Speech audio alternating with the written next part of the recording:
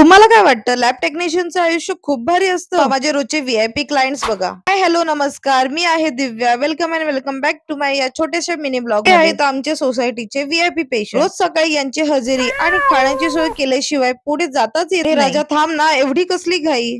तुझा नाश्ता रेडी आहे. त्यांच्या चेहऱ्यावरचे भाव बघतात जणू म्हणतात, ठीक आहे, आजचं काम चांगलं केलंस, उद्या वेळोवर ये. आत्ता वेळ आले खऱ्या अवतारात यायची. सुपर हिरोचा कॅप नसतो, आमचा हा पांढरा कोट असतो. आज सकाळी तर पेशंट खूप कमी होते भाई, एक एक जे वाढत गेले ना खूपच आले. मग लॅब मध्ये शिरताच पहिलं काम म्हणजे हे मशीन चालू करणं.